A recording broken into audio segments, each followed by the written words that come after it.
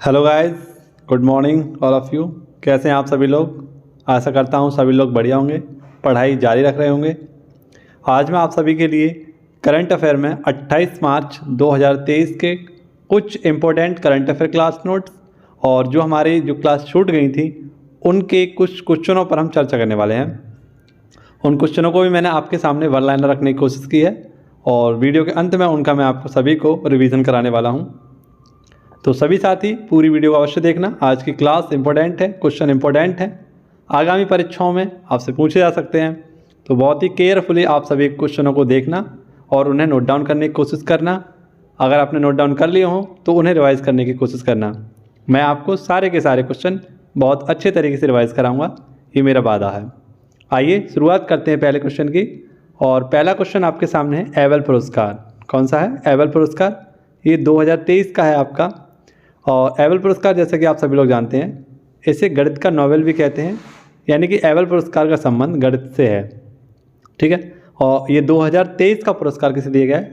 तो लुई कैफ्रेले को दिया गया है। लुइस कैफ्रेले किसे दिया गया है? लुइस कैफ्रेले को दिया गया है। ये अर्जेंटीना के हैं और हाल ही में इन्होंने मुक्त सीमा समस्या को समझाया है और मांगे एम्पियर समीकरण को भी इन्होंने समस्या को दूर किया है। तो इसके लिए इन्हें 2023 का एबल पुरस्कार दिया गया है। आइए थोड़ी सी एबल पुरस्कार की बात कर लेते हैं। एबल पुरस्कार की बात करें तो इसकी शुरुआत 2000 में हुई थी, लेकिन ये पहली बार 2003 में दिया गया था और ये व्यक्ति थे जिन पियरे, इनको ये दिया गया था। लास्ट टाइम ये 2012 में डेनिस सुलिवन को दिया गया था। एक भारतीय हैं जो इस पुरस्कार से सम्मानित हो चुके हैं। 2007 में इनको किया गया था श्रीनिवास वर्धन को, और प्रायिकता में कुछ नियम इन्होंने दिए थे श्रीनिवास वर्धन ने, तो इसके लिए इन्हें सम्मानित किया गया था। साथियों आइए बात पुरस्कारों की। तो आइए पुरस्कारों से संबंधित कुछ हमारे जो फैक्ट हैं उन पर हम चर्चा करते हैं और मैं आशा करता हूं कि आप पूरी वीडियो को अंत तक अवश्य देखेंगे। बहुत इंटरेस्टिंग वीडियो है आपके लिए। सारे क्वेश्चन नए हैं। अगर आप करंट अफेयर के लिए थोड़ा भी सिंसियर हैं तो इस क्लास को ले लीजिएगा, आपका करंट अफेयर बहुत अच्छे से तैयार होगा। मैं आपको उन प्रश्नों से अवगत कराऊँगा जिन प्रश्नों की काफ़ी ज़्यादा चांसेस होते हैं परीक्षाओं बनने के।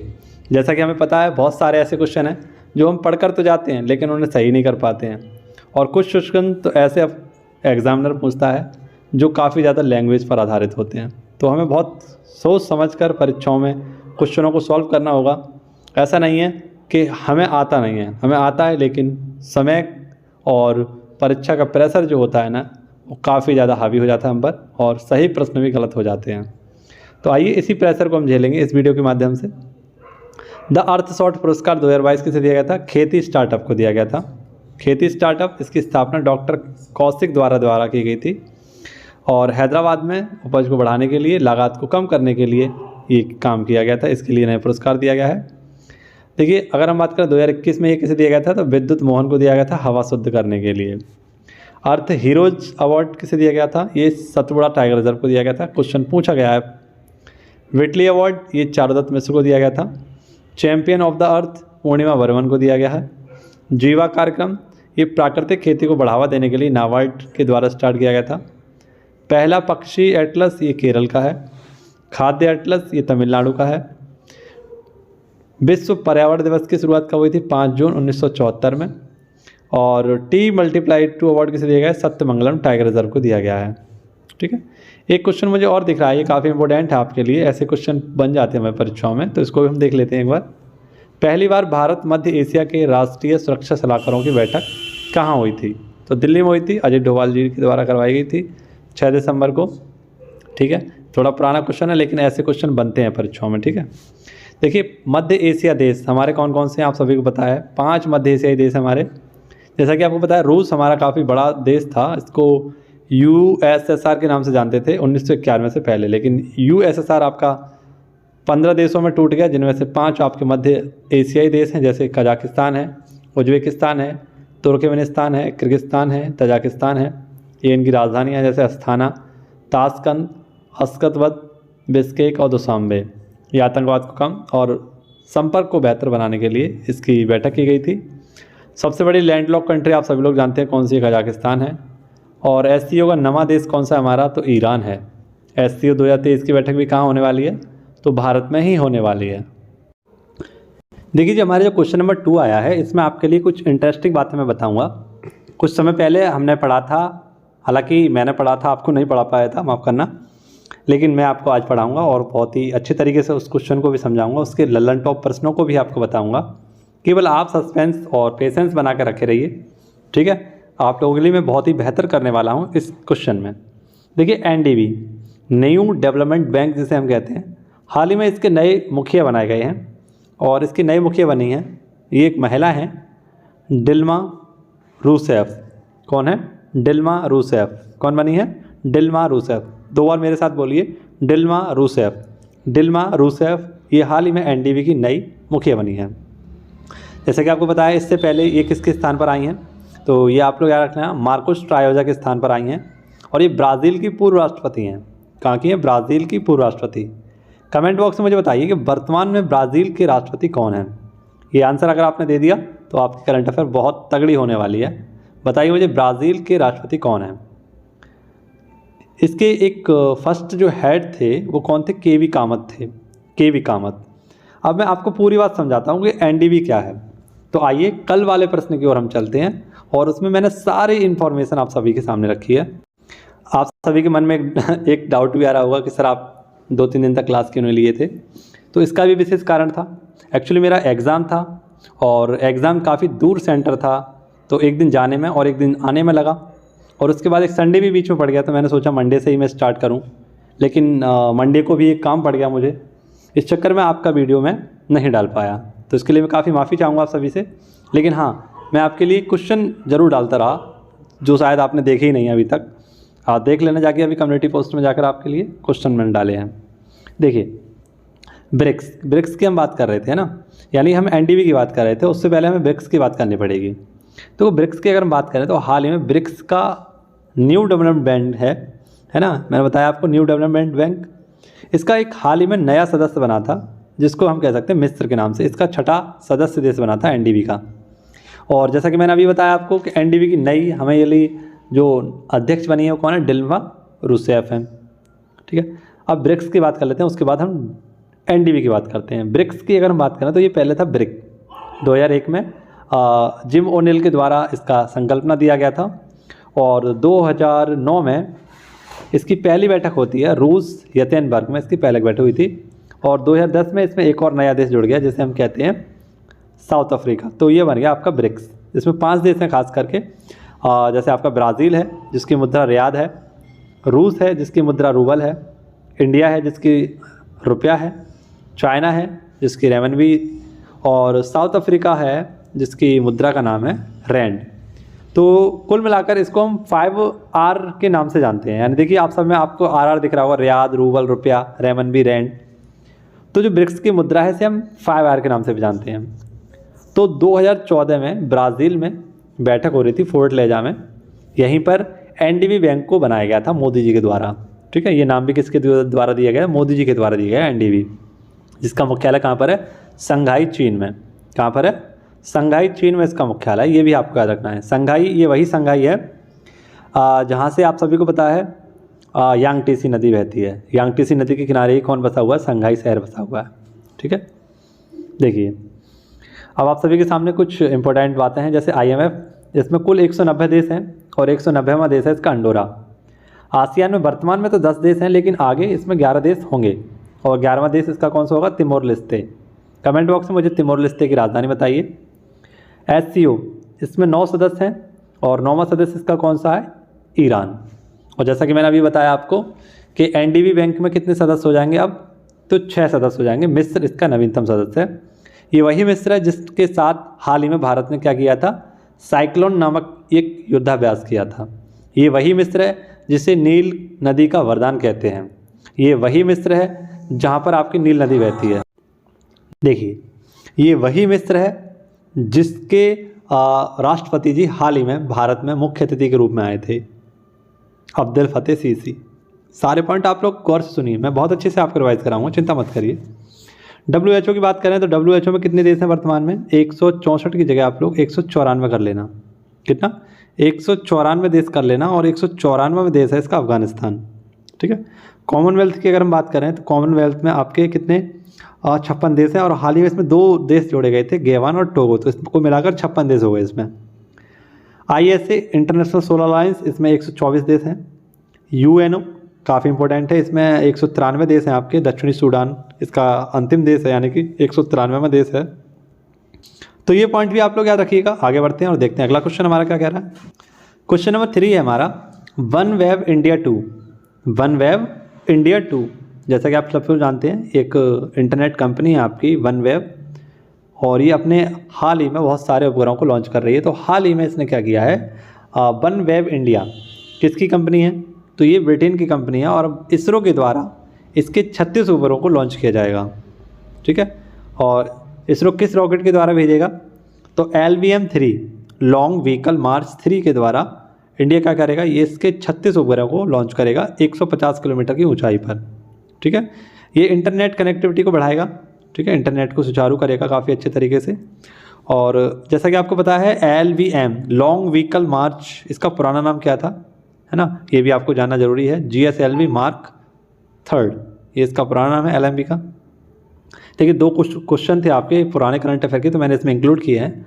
जैसे दयालु योजना, ये किसकी है, हरियाणा की है। ठीक है, दयालु योजना जो संबंधित है, इसका संबंध आप लोग जान लीजिएगा कि दयालु योजना जैसे कि मृत्यु या विकलांगता के मामले में अगर अंत्योदय परिवार है तो उसको क्या करेगा, ये सहायता राशि प्रदान कराएगा।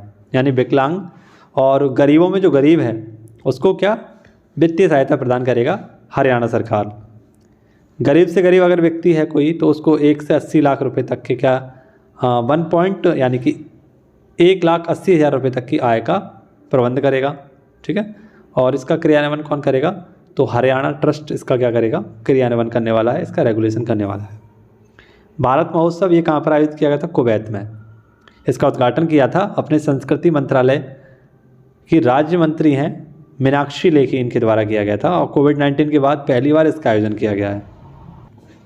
अगला क्वेश्चन देखिए, इंटेल कंपनी के संस्थापक का निधन हुआ है हाल ही में। तो ये कौन है आपके, मार्टिन मूर, है ना, गार्डन मूर, सॉरी माफ़ करना, गार्डन मूर इनका नाम है। इनका जन्म सैन फ्रांसिस्को में हुआ था। आप सभी को बताया सैन फ्रांसिस्को में हमने गदर पार्टी की स्थापना की थी 1913 में। कब की थी, 1913 में, लाला हरदयाल जी के द्वारा। इंटेल कंपनी की स्थापना कब हुई थी, 1968 में हुई थी, और 94 वर्ष की उम्र में गार्डन मूर का निधन हो गया है। ठीक है, याद रखना आप सभी लोग, काफ़ी इंपॉर्टेंट क्वेश्चन है ये। आगे देखिए, ये भी क्वेश्चन काफ़ी इंपॉर्टेंट है। देखिए मैंने अभी आपको सारे के सारे क्वेश्चन बताए थे और उसी के चलते आपका एक और क्वेश्चन बीच में आ गया है। जैसे कि अर्थ ओवर डे, अर्थ ओवर डे ये आपका 2023 का है। 25 मार्च को आयोजित किया गया था, लेकिन पहली बार 31 मार्च 2007 में सिडनी में आयोजित किया गया था, जो कि ऑस्ट्रेलिया की राजधानी थी पुरानी। कमेंट बॉक्स में बताइए ऑस्ट्रेलिया की नई राजधानी क्या है। जलवायु परिवर्तन को रोकने और उसके प्रति जागरूकता बढ़ाने के लिए क्या किया गया है, इसको बनाते हैं हम लोग। 1 घंटा लाइट स्विच ऑफ की जाती है। ठीक है, 1 घंटे के लिए 8:30 से 9:30 बजे तक के बीच लाइट को गुल किया जाता है। इसकी शुरुआत की थी WWF ने। ये वर्ल्ड वाइड फंड जिसे हम लोग जानते हैं, इसका हेडक्वार्टर आप सब लोग याद रखना ग्लैंड में है। ग्लैंड कहाँ पर है, ग्लैंड, GLAND, ग्लैंड। और याद रखना इसका जो शुभंकर है वो कौन सा, पांडा। ठीक है, इसकी थीम आप लोग याद रख लेना, थीम काफ़ी इंपॉर्टेंट है, join the biggest hover of earth. ठीक है, join the biggest hover of earth, ये इसका 2022 की थीम है। ठीक है, आगे देखिए काफ़ी इंपॉर्टेंट क्वेश्चन है आपका, और QS world ranking, QS world university ranking 2023 में पहला स्थान आया है आपका MIT का, है ना, मैसाचुसेट, इस ये है आपकी MIT, इसका पहला स्थान आया है। एशिया में सुधार के मामले में अगर देखें तो चाइना का फर्स्ट है और सेकंड पर अपना भारत है। भारत में अगर हम देखें, भारत में कौन सी यूनिवर्सिटी फर्स्ट पर है आपकी, तो सुमेधा इंस्टीट्यूट ऑफ मेडिकल, ये भारत में पहले और विश्व में 13वें स्थान पर है। सेकंड स्थान पर IIT कानपुर है और विश्व में ये 87वें स्थान पर है। थर्ड स्थान पर आपका IIT मद्रास है। ठीक है, विषय पर आधारित ये 54 आपके जो शैक्षणिक संस्थान हैं उनकी रैंकिंग जारी की गई थी। ठीक है, संगीत कला निधि पुरस्कार ये किसे दिया गया है, तो बॉम्बे श्री को दिया गया था। ठीक है, ये कर्नाटक की बहुत ही फेमस संगीतज्ञ हैं आपकी, संगीत कला निधि पुरस्कार से सम्मानित की गई हैं बॉम्बे जयश्री। ठीक है, बॉम्बे जयश्री।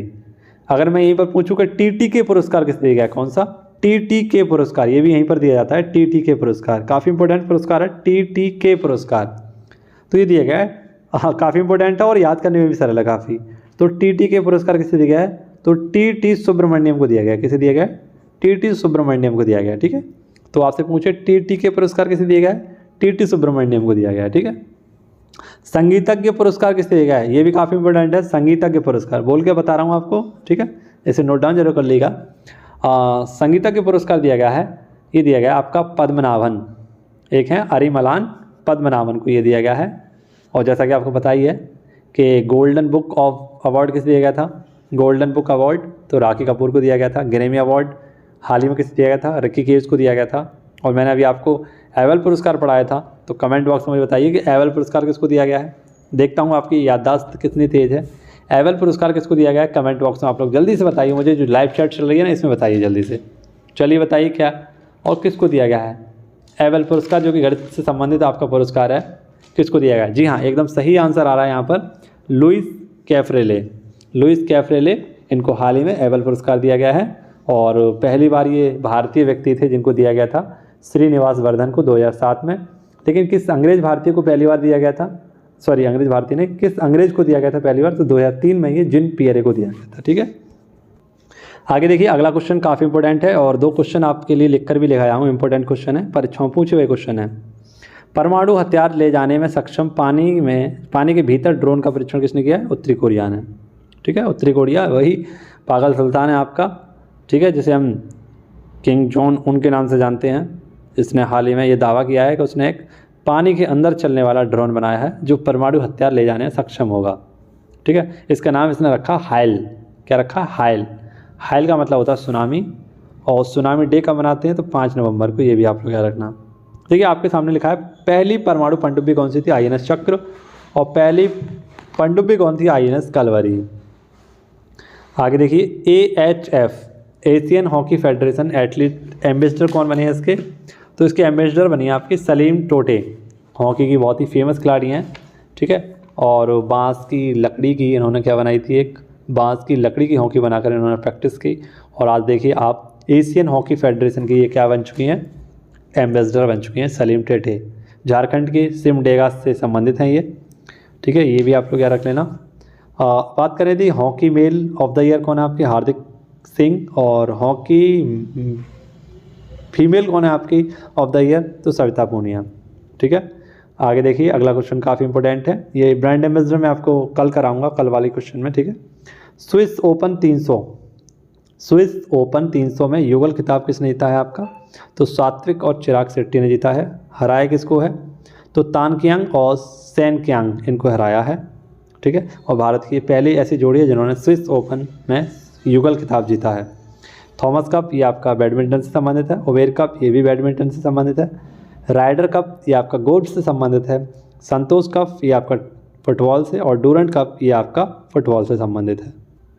आगे देखिए, अगला क्वेश्चन है आपका क्वेश्चन नंबर 10, मुख्यमंत्री वृक्ष संपदा योजना। मुख्यमंत्री वृक्ष संपदा योजना ये छत्तीसगढ़ सरकार की है, भूपेश बघेल सरकार के द्वारा इसे स्टार्ट किया गया है। लकड़ी का उद्योग इससे बढ़ेगा और आय क्या होगी? उसकी आय भी बढ़ेगी। तो कोई भी व्यक्ति अगर 5 एकड़ तक की ज़मीन पर अगर वृक्षों को लगाता है तो 100% अनुदान उसको दिया जाएगा सरकार के द्वारा। और कोई 5 एकड़ से कम भूमि पर वृक्ष को लगाता है तो सरकार के द्वारा 50% का अनुदान दिया जाएगा, ठीक है। 21 मार्च को इसे स्टार्ट किया गया था, क्योंकि 21 मार्च को हम विश्व वानिकी दिवस भी मनाते हैं। अगर हम वानिकी विश्वविद्यालय की बात करें तो कहाँ पर खुला है आपका? तेलंगाना में खुला है। अब 3 करंट अफेयर के काफ़ी इंपॉर्टेंट क्वेश्चन आप सभी के सामने लिखे हुए हैं, पूरे मन धन से इसे याद करने की कोशिश करना। राज्य युवा नीति और युवा पोर्टल, तो ये मध्य प्रदेश के द्वारा स्टार्ट किया गया है। मीडिया कार्मिक सुरक्षा विधेयक, ये छत्तीसगढ़ के द्वारा किया गया है। और झरनी पोर्टल योजना, ये आपके किसके द्वारा है? झारखंड के द्वारा, ठीक है। तो आप सभी के सामने ये छोटी सी क्लास मैंने रखी, बहुत कम समय में आपका बहुत बेहतरीन रिवीजन कराया है। और आई होप आपको ये क्लास पसंद आती होगी। तो जितने भी साथियों को क्लास पसंद आती है, वीडियो लाइक शेयर ज़रूर करें। मेरे पेपर था, इस चक्कर में मैं क्लास नहीं कर पाया था, इसके लिए मैं माफ़ी चाहूँगा, ठीक है। लेकिन वो भी ज़रूरी है काफ़ी, है ना, उसमें भी हमें कुछ करके दिखाना है, आपको भी दिखाना है, ठीक है, इस समाज को भी कुछ करके दिखाना है, तो वो करना ज़रूरी है थोड़ा सा, ठीक है। तो चलिए साथियों, मिलते हैं आप सभी से अगली वीडियो में। तब तक के लिए खुश रहिए, मस्त रहिए, व्यस्त रहिए, पढ़ते रहिए, ठीक है, और याद करते रहिए। जय हिंद, जय भारत, वंदे मातरम, भारत माता की जय।